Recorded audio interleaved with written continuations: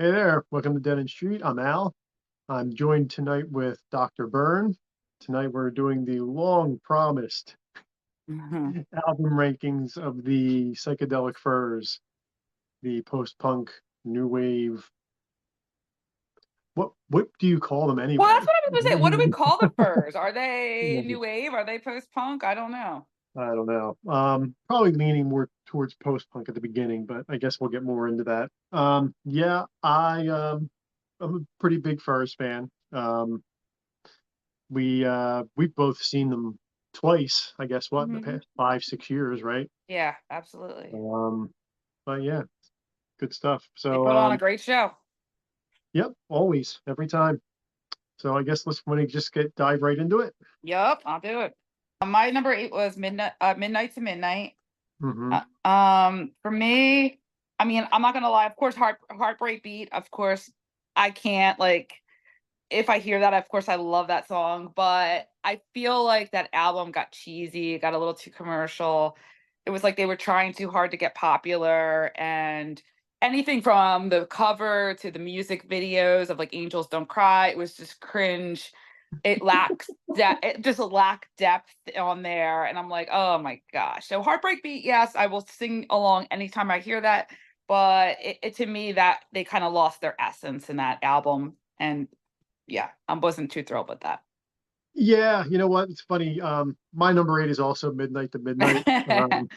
And the first thing I have written here too is, so I'm not gonna lie, I get some serious nostalgic vibes whenever I hear Heartbreak Beat. Of course. You know what I mean? We were what, seventh, eighth grade at the time, so Yeah. you Yeah, of hear it, it course. takes you right back. That being said, uh, most of this record just sounds like an 80s movie soundtrack, Yeah. Hmm. you know. I think Richard himself at one point described the record as vapid, Yes. and Yes. I think that's probably the best description of the record. There's a couple of okay, I mean, All the Laws is a cool track. It's a little bit veers into a little bit of a hair metal lane there, but shockingly, when we went to see them last time, they actually played that, and Yeah. it was like, what? Hmm. Wow. But I mean, yeah, it's really overproduced. It was recorded to create hits, which it pretty much did. Hmm. And when you think about it, it's crazy when you consider that like this album was only like 6 years after the debut album. I You know what know. I mean? And So like different. so how much they had changed. But it's the only not awesome Psychedelic Furs album. Agree. So that Agree. was easily number 8 in my list. So there you Yeah. go. And Now that that's out I of the think way. they regret I think Butler regretted that dramatically after the fact.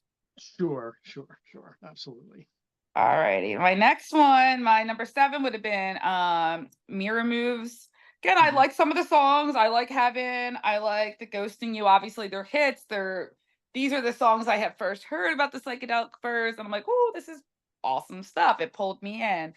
But I felt like they were starting to get a little more pop. They were starting to get a little more fluffier and lighter. Again, there's still some good music on there. I'm not going to say I don't like it. I do, but it was just kind of veering away from the dark, edgy stuff and getting a little more pop for my taste. Well, I'm not too far. Well, right now, I agree. But my number 7 at first is going to be The World Outside from 1991, which was the last record they did before they broke up for basically 28 years. Um, so, I mean, they bring in producer Stephen Street, who's mostly known for his work with the Smiths.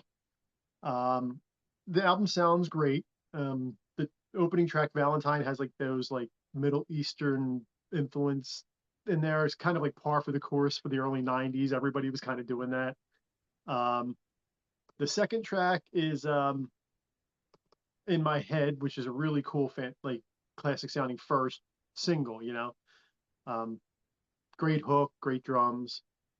Um, Actually, I think the first single was Until She Comes. Yeah, that's true. The second single was in my, but yeah, well, Until She Comes, I was had some like 90s isms in it, but you could still tell it was the Psychedelic Furs, you know, by listening. Pretty easy. Some tasty guitar tones. Some of them being played by Knox Chandler, who came in to do some guitar work on there, who later had a stint with the Banshees when they did the reunion tour 10 years later. Um, nice utilization of the cello on the track Tearing Down. All About You is a cool track, moody and atmospheric, but overall I think it's an enjoyable record. But and I think it gives you a taste of where they probably would have gone had they continued through the 90s, as the Furs anyway. But yeah, it's a good record. Number 7, World Outside. And surprisingly, my number 6 is The World Outside. I was actually between the 2 of those, like, Yeah. I was, like, they were neck and neck, just like my Mhm. 2 and 3 are.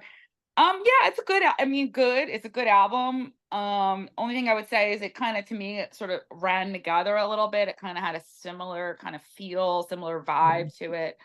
Didn't really stand out as much. Not that you need to have these standout songs, which is I think sometimes when they get into a little trouble trying to get some of these standout songs. But I mean, it's a good album. There's some rock beat kind of edgy stuff sort of to it. But to me, Mhm. it was like okay, but not a standout compare as you compare it to some of the rest of the stuff they did. Yeah, yeah, agreed. And that would lead me to my number 6, which is Mirror Moves. So we're kind of like We right have in the same lane there. yeah. Yeah, a lot of the same thing you said. Mirror Moves is like the next step in that pop evolution that they started from the record before that.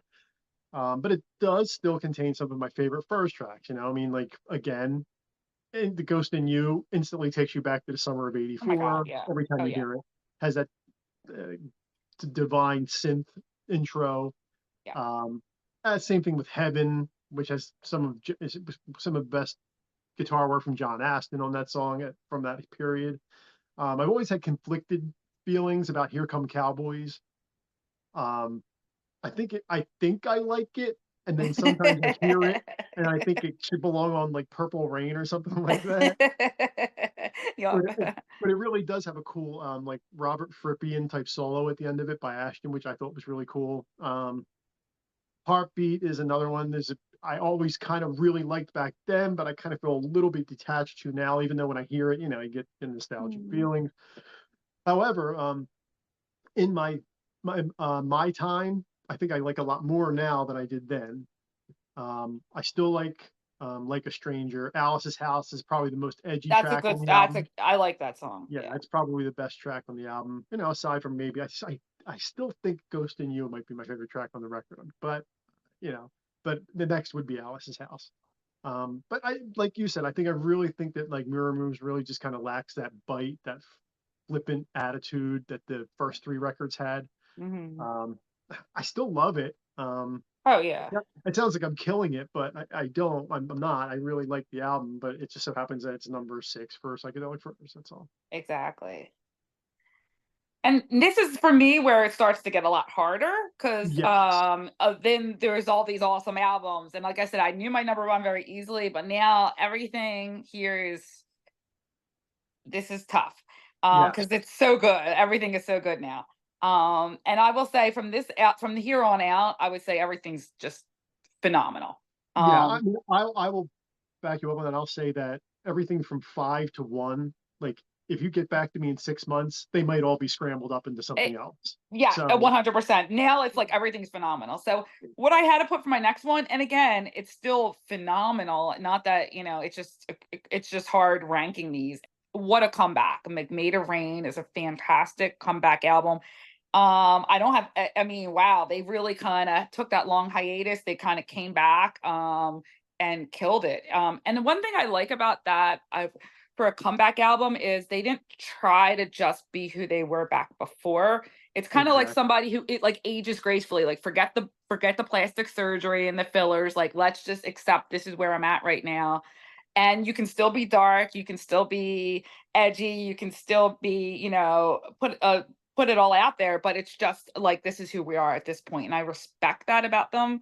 The songs I said they retained their essence and they embraced the stage in life and the modern times, and I just think yeah, it's great. Wrong Train is an awesome It song. is. Yeah. You'll Be Mine. Like some of the songs in there are just like really, really great songs. So what a comeback album for being in your 60s to come back and do that. Absolutely. Yep. And that's why I'm not going to talk about that one yet. So my number 5 is I'm shocked I'm even doing this, but they've got to go in some order. So here it is. Yeah. Number five, I'm putting the self-titled debut from 1980, Psychedelic Furs. Obviously, this record is grittier than any of the other records from the 80s. I mean, far and away. But it doesn't mean that the songwriting isn't there. I mean, it's still there. I mean, Richard's vocals, I think, are more guttural and more street-like here. And I think he eventually became a better singer. But what his vocals are at this point works perfectly for this material. Yeah. I mean, Sister Europe is, I mean, not only one of their best songs, but one of the best songs from that era. It's just this awesome nocturnal feel to it, and there's full rich sax playing. Wedding Song, low key, is also one of my favorite Furs songs. So Commercial is grimy and fun. Imitation of Christ is excellent. With that strumming acoustic guitar and the wiry wah pedal and the electric guitar together, along with that sax playing. This is a super groundbreaking album at the time, and there really was nothing that sounded like this when it came out. I mean, nobody had a six-piece band with, like, brass, except for maybe Teardrop Explodes. They had some horns too, but it was a different vibe. Like Teardrop and the Furs had two totally different vibes. But yeah, it's a great record. And to me, when I started doing this, I'm like, okay, well, the first album's gonna be way up there, and I'm listening to them going, oh, I don't know. So yeah, number five, first album. And what a surprise! My next one is their debut. Their We're like one off the whole way. I know. Well, yeah, their self-titled album is my next one. Again, awesome debut album. Different, edgy. It really, to me, has that more post-punk feel to it. Definitely. Yep. Angry, bitter, but then again, they have this interesting mix with the sax and the different types of musical instruments, which gives it a really unique kind of feel.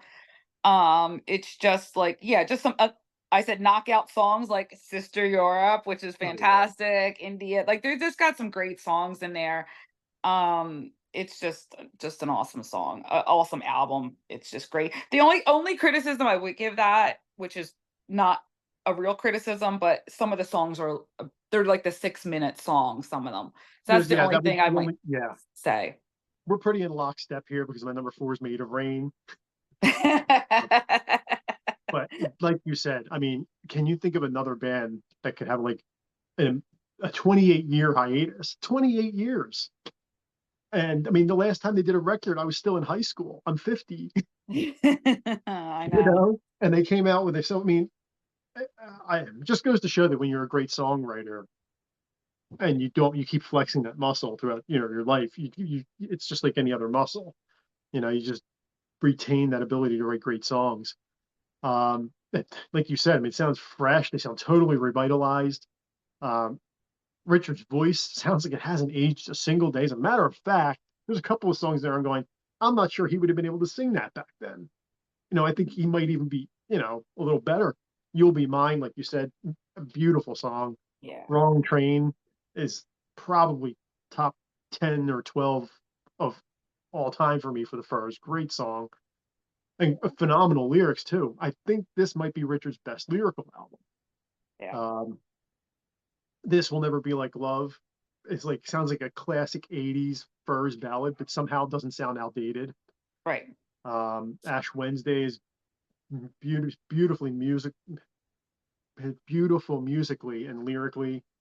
On the track No One, the Furs put their post-punk shoes back on, and wouldn't you know, they still fit. Hide the Medicine, again, rich guitar tones, great lyrics. Stars was a great choice for the closing track. Look, this album came out 4 years ago, and I still have it like on my regular um, rotation. Like I still listen to it. It's going on 4.5, 5 years now. It's that good, and to say come out with something like this 28 years after your last album, that's insane. It's totally insane. Amazing. It's great. I even toyed with putting it higher, but um, I think I have it in the right spot for now.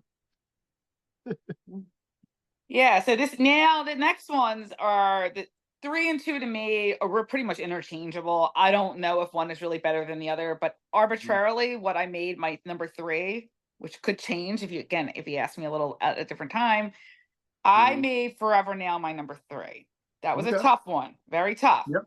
But man, it was a oh man, it was just such a freaking good album. Like President Gas, Love My Way. Like there's that mix. Like Sleep Comes Down. Like they get that dreamy Yeah. psychedelic kind of a song. Danger, where they get that hard, edgier thing. And I think the thing compared to the first two albums, it's a little has a little bit more a little more polished sound. There's the production's a little bit different.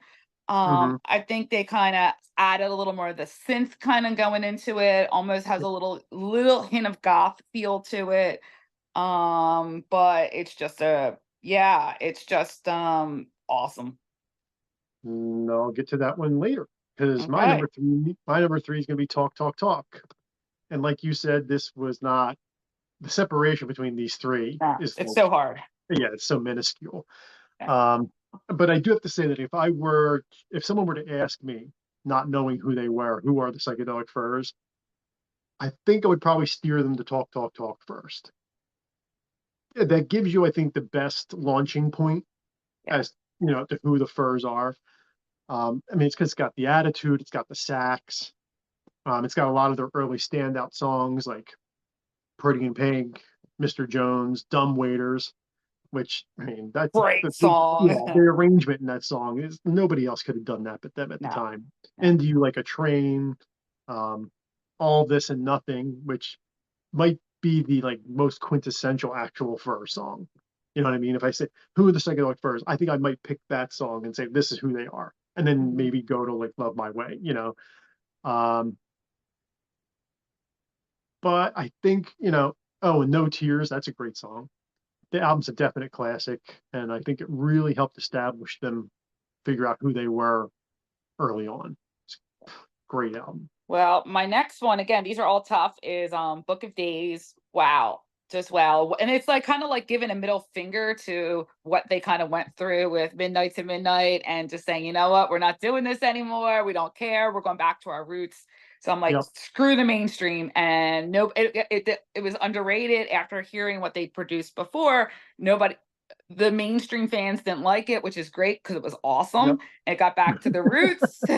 I think the production guy, Alan, was the one who did like the Cure and the Chameleons. So Yep. he kind of got them that good, like you could hear the vocals better. He had that nice echo quality. You could hear the guitars better. Like it really kind of capitalized on some of those strengths. It was edgy, but it was dark. It was angry. Even the cover, it was so Hmm. like 180 from Midnight to Midnight.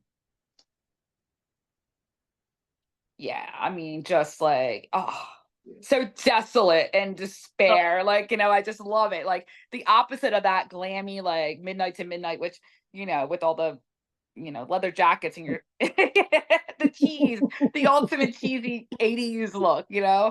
So they did a 180. They're like, fuck that. We're gonna go back to our roots. Every song on there is basically great. I don't mind. Torch. Oh my god, that Yeah. was I think one of the best songs, Mother and Son. There was a whole mix of different kinds of approaches, different kinds of songs. Like it just rocked. And it was just I can't say enough good things. And the fact that it was underrated, I think just speaks to volumes to how great it really was. True. Yep. Absolutely. So my number two then is going to be Forever Now. Um, so I think this one is more focused than maybe Talk, Talk, Talk. It's moodier, that's for sure, but it also has a little bit more of a pop slant. Yeah. Um, Probably having to do with Todd Rundgren producing the record. Um, a lot of really different things, new things were added to their sound, like cello, the marimba, backup singers. Sleep Comes Down, like you said, what an awesome, gritty, psychedelic piece. President Gas.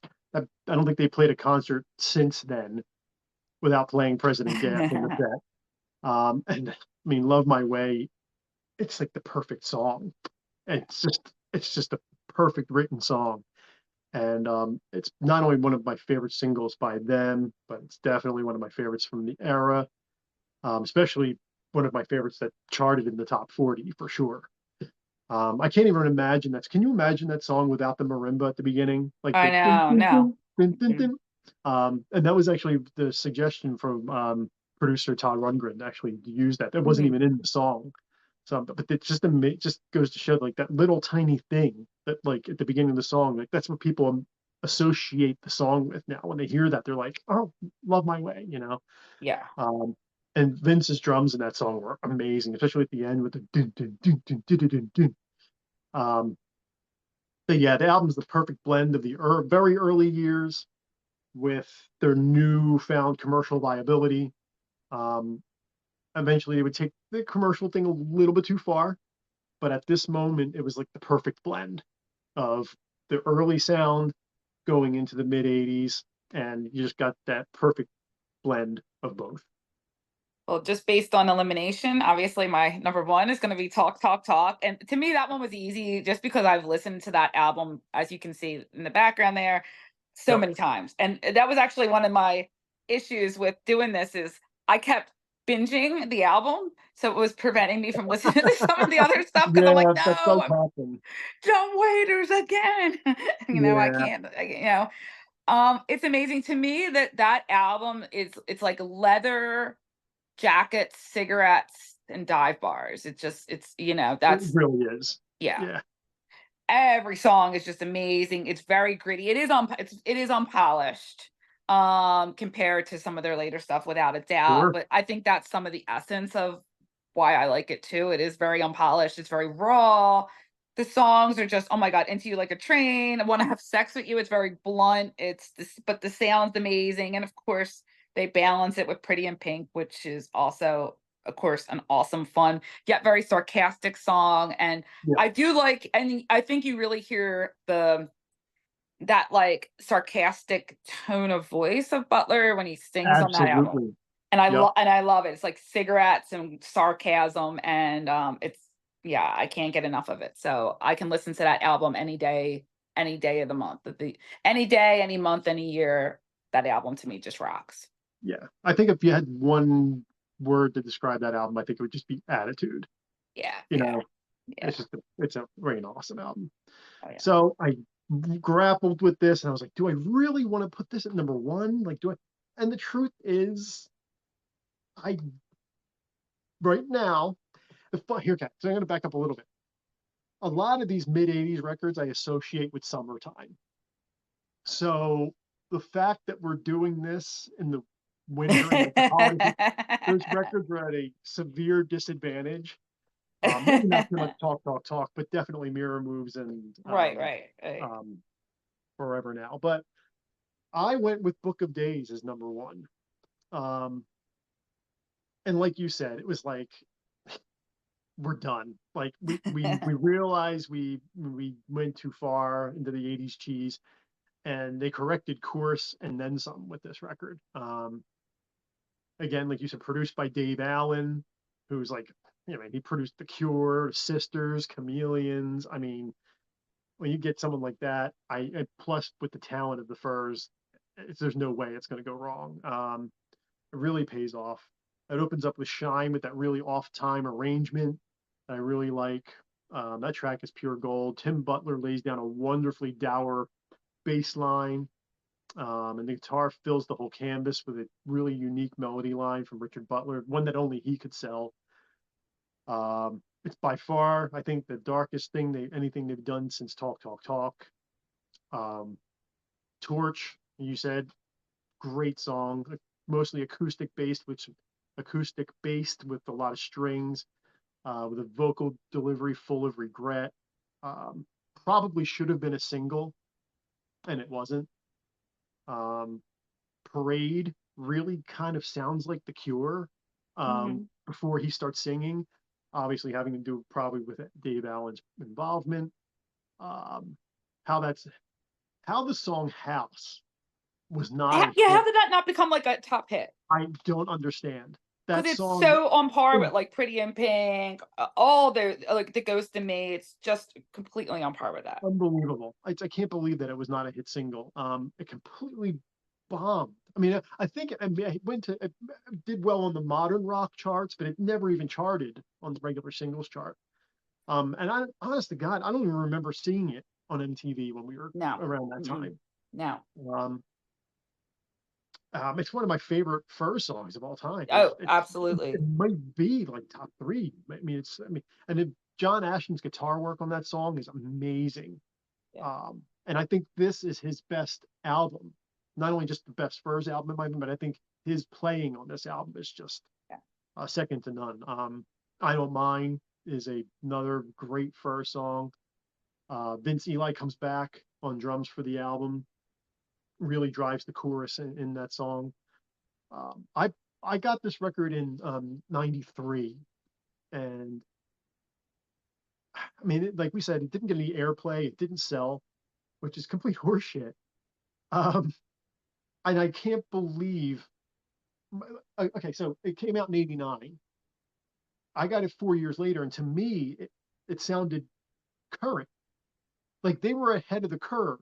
I think what they did in '89 was what a lot of people were doing in like '93, '94, '95. You know, especially like if you talk about like the Britpop thing. Um, and I couldn't believe the stark difference. I don't, but if you can think of a band that has two albums that were consecutive that are so completely and utterly opposite, how you can go from Midnight to Midnight to Book of Days in just 2 short years is just amazing to me. But I thought, it's time to give this record some love. Let's put it at number one, and because there's a lot of casual Furs fans who probably have never even heard the album.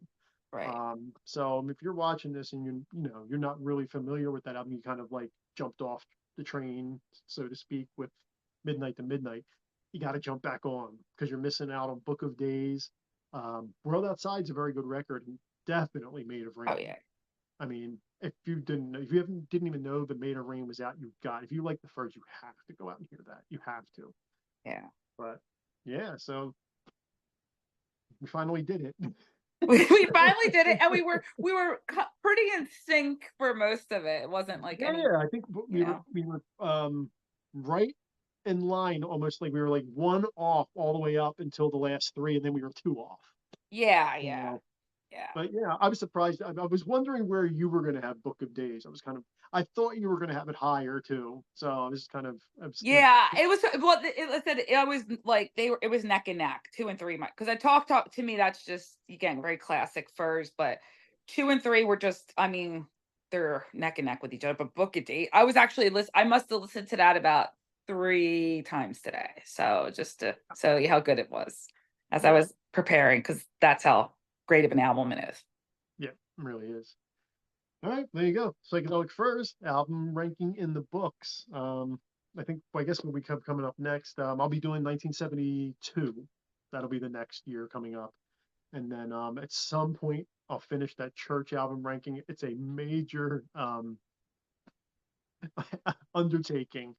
Um, as Church fans know, is close to 30 records. Um, we'll get there. It'll probably happen sometime around March, I'm thinking, because it's not that I don't listen to them all the time. I do. It's just I putting them in order is a whole other animal. And then I guess it'll be just up to Dr. Byrne and I and Mr. Bry to figure out what our next ventures will be. So, all right. Well, thanks, guys. Have a great holiday season. Merry Christmas. Happy New Year. And we'll see you next time on Dead End Street. See Bye. ya. Bye. Yeah, so that was easy. That was good.